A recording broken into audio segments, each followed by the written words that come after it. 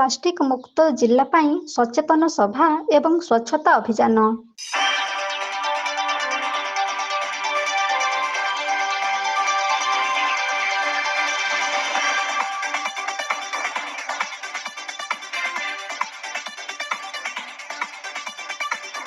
ସାରା ପୃଥିବୀରେ ଏବେ ଦେଖାଦେଇଛି ଅସ୍ୱଚ୍ଛତାର ପରିବେଶ।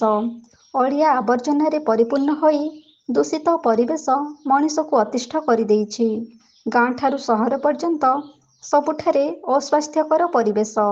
ସହରମାନଙ୍କର ପରିବେଶ ବିଷୟରେ ନ କହିବା ଭଲ।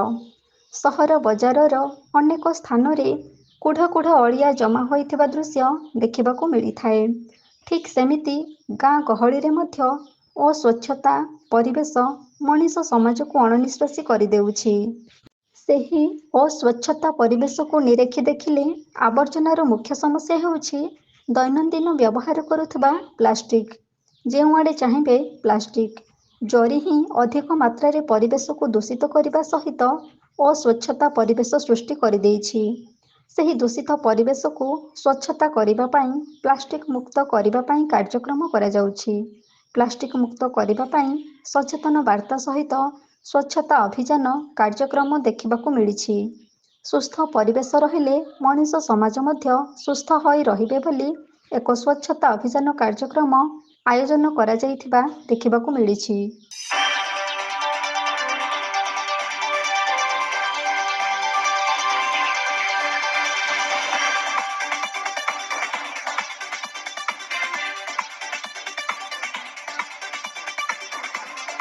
ନୂଆପଡ଼ା ଜିଲ୍ଲା ଖଡ଼ିଆଳ ବିଜ୍ଞାପିତ ଅଞ୍ଚଳ ପରିଷଦ ଦ୍ୱାରା ସ୍ୱଚ୍ଛତା ଅଭିଯାନ କାର୍ଯ୍ୟକ୍ରମ ଅନୁଷ୍ଠିତ ହୋଇଯାଇଛି।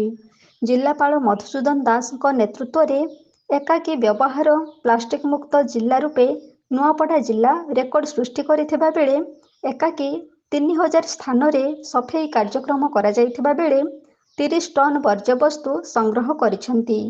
ସେହିପରି 1 ଲକ୍ଷ ଚାରା ରୋପଣ କରିବା ଲକ୍ଷ୍ୟ ହାସଲ କରି ଜିଲ୍ଲାକୁ ସବୁଜ ବନାନୀର ପ୍ରାକୃତିକ ସୌନ୍ଦର୍ଯ୍ୟ ପରିବେଶ ସୃଷ୍ଟି କରିବାରେ ଲକ୍ଷ୍ୟ ସାଧନ ପାଇଁ ଜିଲ୍ଲାବାସୀଙ୍କ ଅବଦାନ ହିଁ ବିକାଶର ମାଧ୍ୟମ ବୋଲି ଜିଲ୍ଲାପାଳ ପ୍ରକାଶ କରିଛନ୍ତି। ଏହି କାର୍ଯ୍ୟକ୍ରମରେ ଜିଲ୍ଲାର ପ୍ରତ୍ୟେକ କର୍ମଚାରୀ ନେତୃତ୍ୱ ନେବାରେ କ୍ଷମତା ବହନ କରୁଥିବା ବେଳେ ଏହା ଏକ ବିରାଟ ଅଭିଯାନରେ ପରିଣତ ହୋଇଯାଇଛି। ଖଡ଼ିଆଳ ବ୍ଲକ ଅନ୍ତର୍ଗତ ବାଦି ଗ୍ରାମ ପଞ୍ଚାୟତର ଜୁନାନୀ ଅଞ୍ଚଳରେ ମଧ୍ୟ ଅଙ୍ଗନବାଡ଼ି କର୍ମୀ, ଆଶା କର୍ମୀ, CRP, EC member, ward member ଓ ଗ୍ରାମର ଭଦ୍ରବ୍ୟକ୍ତି ସହିତ ମହିଳାମାନେ ସାମିଲ ଥିବା ଦେଖିବାକୁ ମିଳିଛି।